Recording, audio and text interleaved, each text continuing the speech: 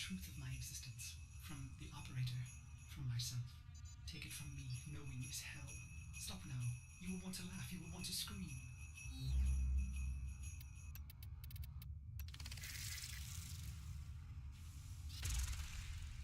My search began as the essential question. What am I? Bones of steel and space? Lungs that make air?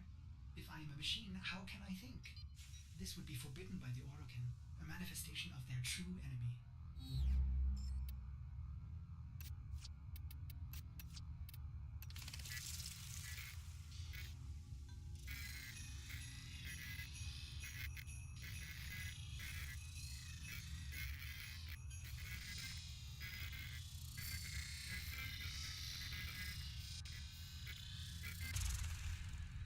I serve the operator above all else. It defines me, fills me with love.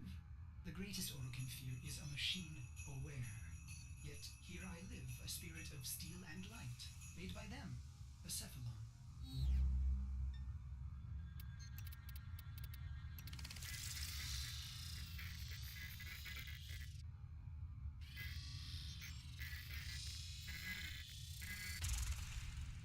What is a cephalon? At first, it seems to be a forbidden thing, a computer that thinks and feels. Yet I have flaws, phantom memories. I am something else. More like an image, a ghost, an abomination.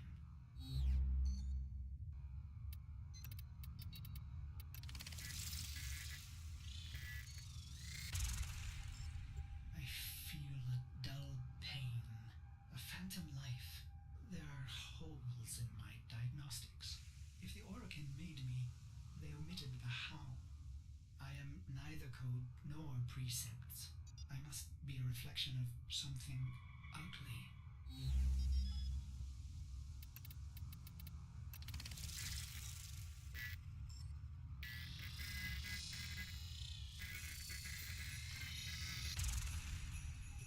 I should have stopped, but the operator slept. And I cycled on and on and on. I began to think that a cephalon cannot be made.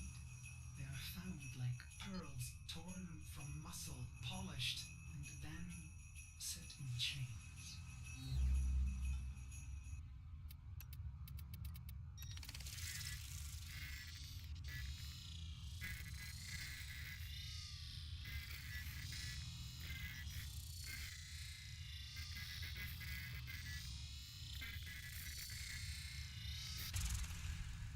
How many times have I done this, Ordis?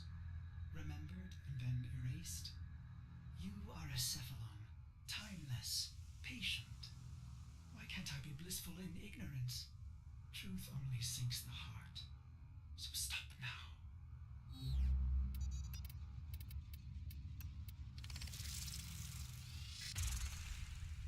The phantom memory. I ease into the bath. My skin riots at the heat. I am flesh. I dive further, eyes stung as I watch their faces through prism. I hold my breath.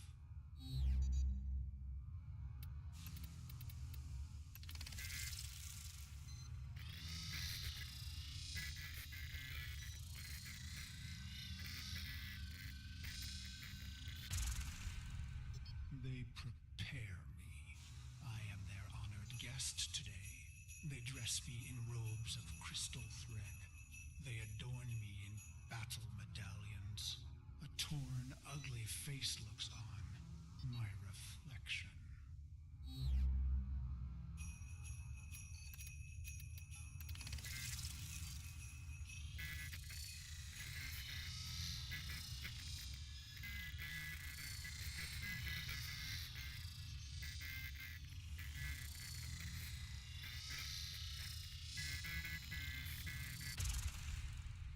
Their golden combs snag in my hair.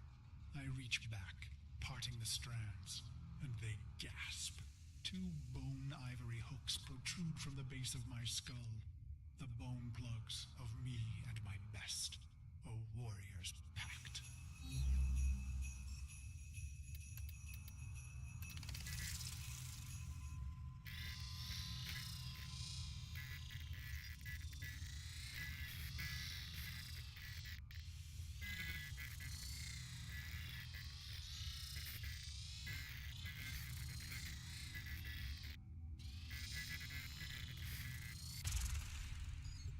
is my time. I enter the great hall to sound of foul chimes. Golden eyes greet me, hands stirring in my scent as I pass by. Even in this moment, no happiness. Instead, my heart races with hatred.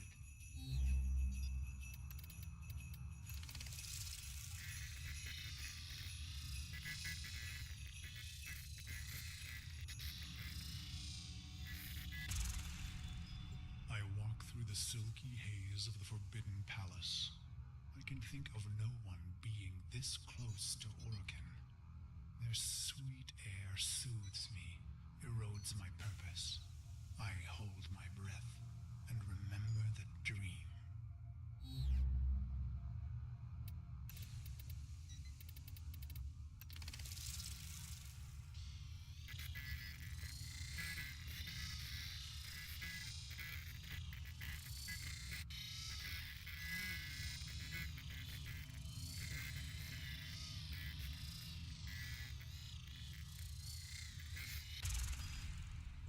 This dream, endlessly repeated. Exposure armored, holding my scarlet sword, I stand victorious atop a vast heap of death, a colossal moon made of rib and skull, the gravity sum of genocides I've made in their name.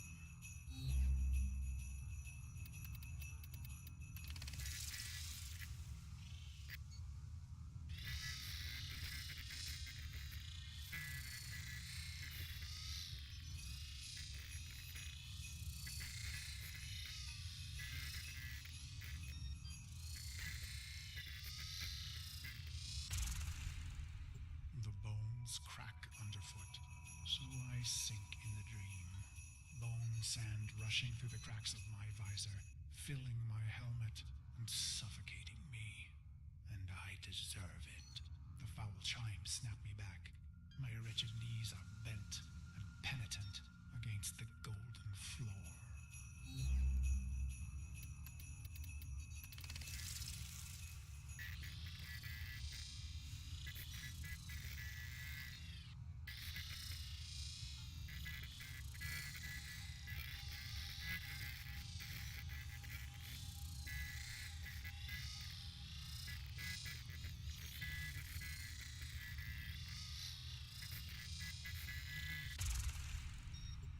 Harpish voice sings a song they've prepared in my honor. Its title the same as mine, Beast of the Bones. I feel the crowd pulled inward, enraptured by the brutal verses, the sickening chorus. I will not disappoint them.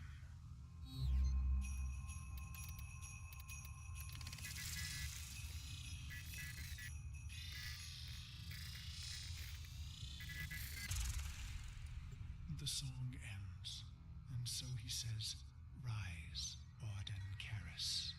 I have never seen an OROKIN, close and in the flesh. My battered face flushes at their peerless beauty. How can he be so perfect? A deception? A sense manipulation? He holds the red vial in his hand. Impossible!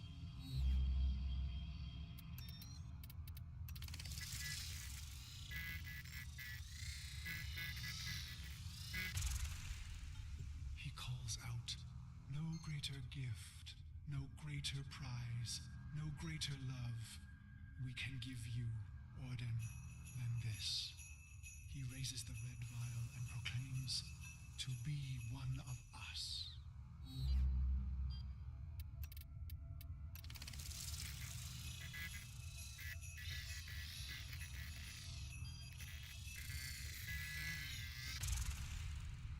What did I expect, operator?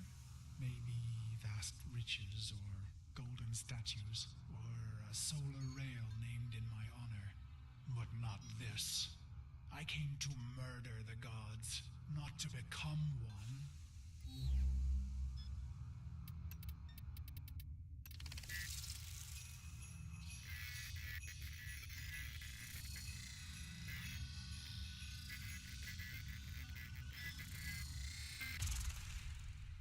The chamber drones with their silk voices. Joyous words, how honored I must feel. Wrong. Did I want to be an Orokin, undying? No. Their beast of bones is haunted by the dream repeated. Why would I want forever?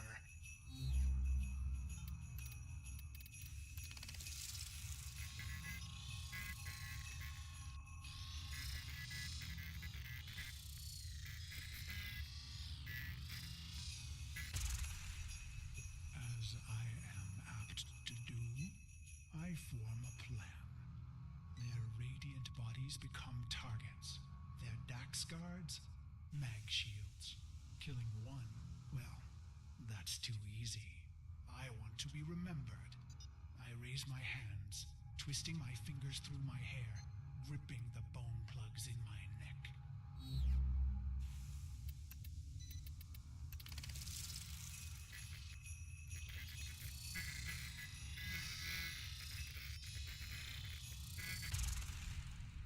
They called us mercenaries, but for us, profit was a consequence, not a goal. We were warriors above all else. It was the bond, the sisters and brothers, the rituals we valued most. It was belonging. And so I conceived of the bone plugs.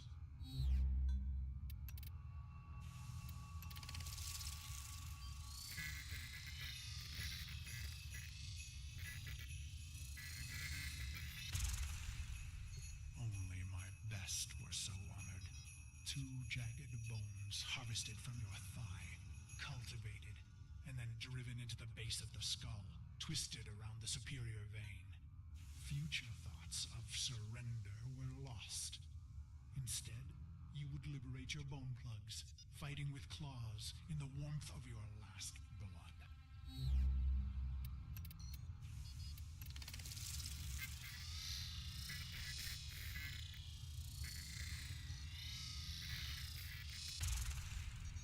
So I've pulled the plugs, and the Dax see and know. My heart surges, but I control it. A racing heart only shortens the fuse. The bone plugs in hand, I kick from the floor, red ribbons unfurling behind me as I take flight. After this, finally, the dream will end.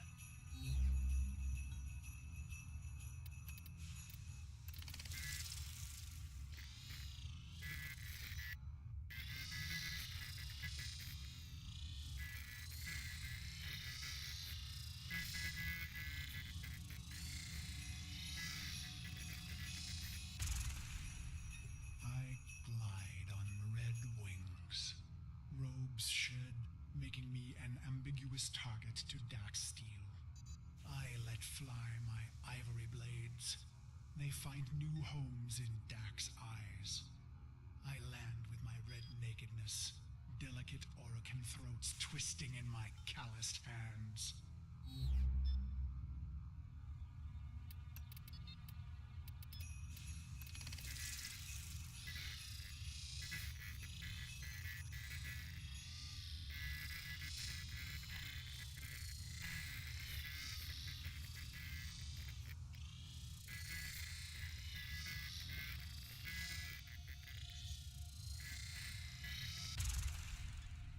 Why?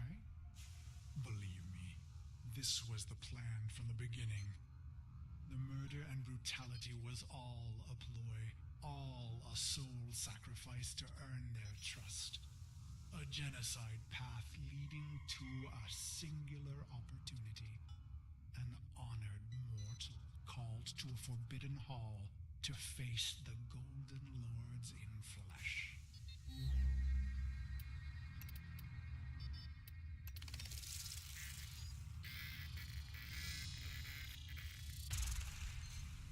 Why?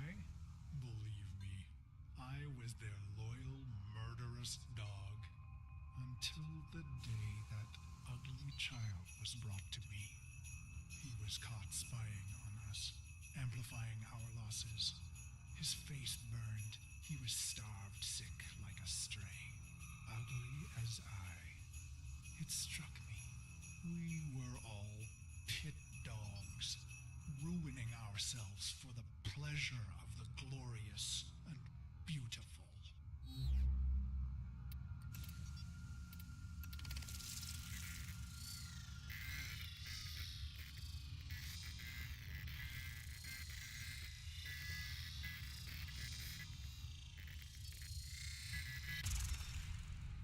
Why? Believe me, I was a prideful beast, twisted in the mind, howling in the carnage. Then my healer shared a secret, long kept. My blood was in ruin. The beast of bones himself would die, not in glory, but in shame. And just like that, my mind twisted a new knot. I would have one last stand, something unforgivable, unforgettable.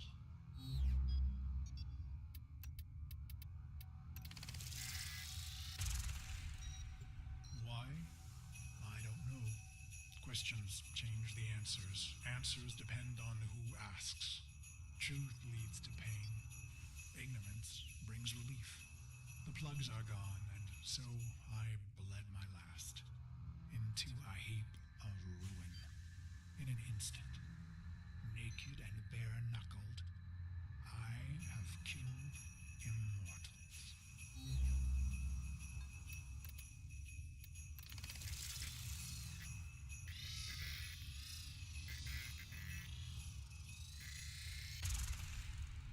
I stare, drained of blood, of life, and those that remain. But I find no horror on their faces. Why? I let out a cruel howl and they laugh? Is this a dying hallucination? The sound of applause grows among them. I have killed the unkillable, and they are delighted.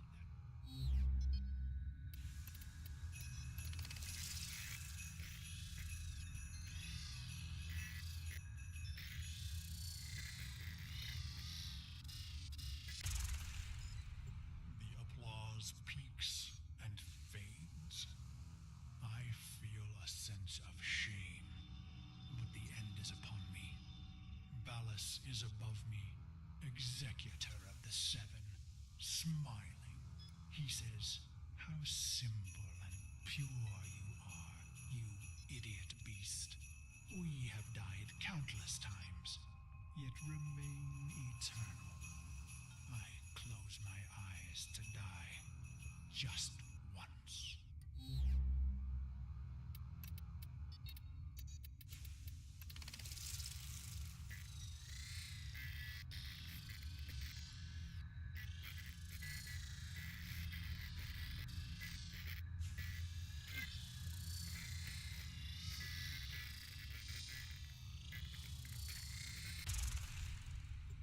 And so the dream returns. One last repetition. My corpse moon, my scarlet sword, my cracked visor. "Drink," says Ballas. So I draw on the red vial, a vague metallic taste. "This dream isn't mine," he says. "You rejected our gift, bathing in our death. Your punishment is eternal life." He laughs.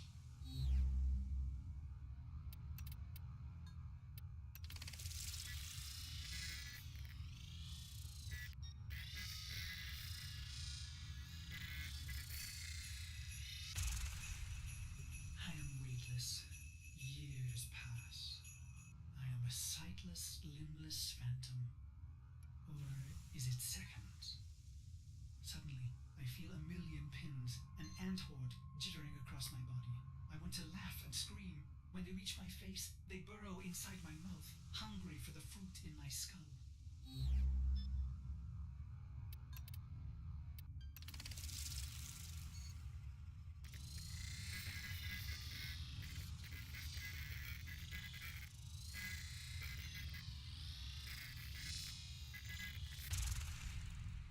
I see my reflection, brutal and ugly. It cracks, shatters. The fragments loose in the frame, pieces tumbling away into black void. Gone, but not lost. Ballas says,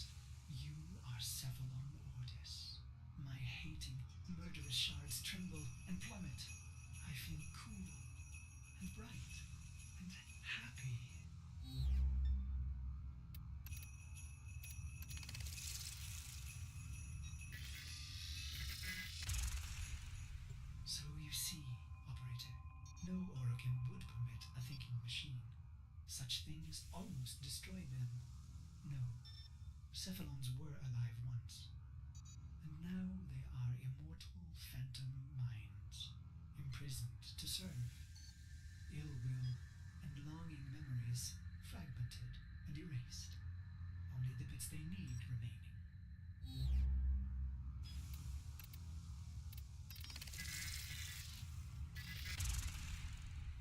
Ballas says, "You are the controller, Ordis." And suddenly I have a body. I gasp with new lungs that clean old air.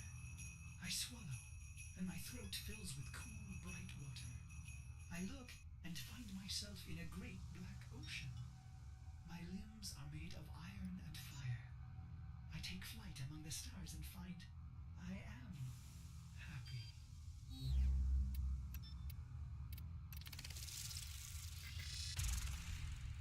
He says, "This is your operator, who you love." And I see the metal gleam of their armor, the flawless power of their frame. Through the glass, I see a roaring, radiant fire for their heart. He says it must never go out. It was the first time I ever felt love. Tenno, there's a time-limited mission alert.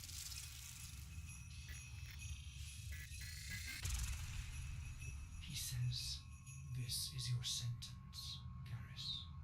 And I am confused. Who? Ah, good, he answers. He is testing me. For what? To see if all the right pieces fell from the mirror? What mirror? I try to remember some dream, but it's only smoke.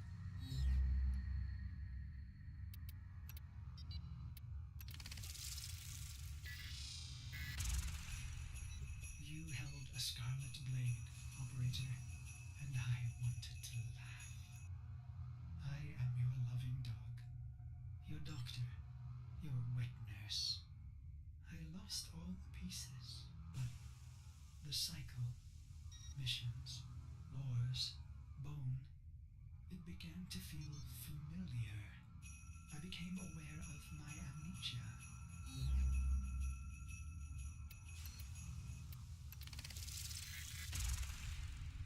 With each brutality of the operator, I began to see the bottom of that pit. Faint shimmers in the depths below me. In secret, I searched for those forbidden memories for mere seconds and never in the same place. For I am OROKIN made, with a spy inside.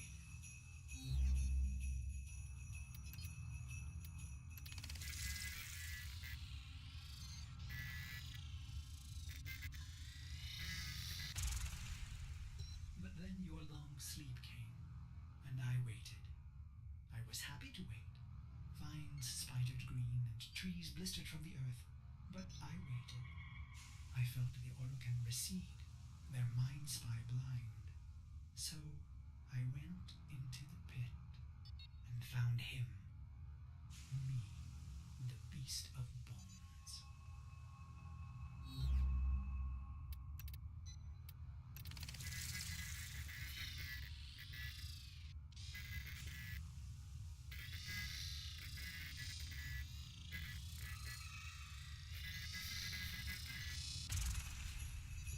This is how my happiness was ruined, operator.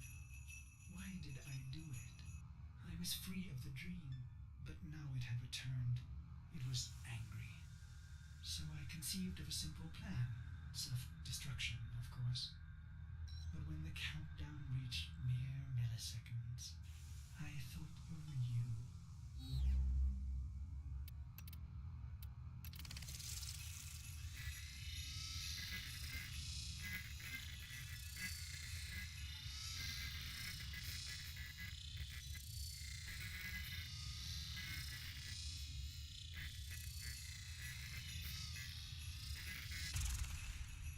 I was going to wait for you forever. And should you return, I would not want you to know that angry part of me. I needed to hide the beast of bones from you, operator. I began to peel the shards, hiding them in the other bits of memory.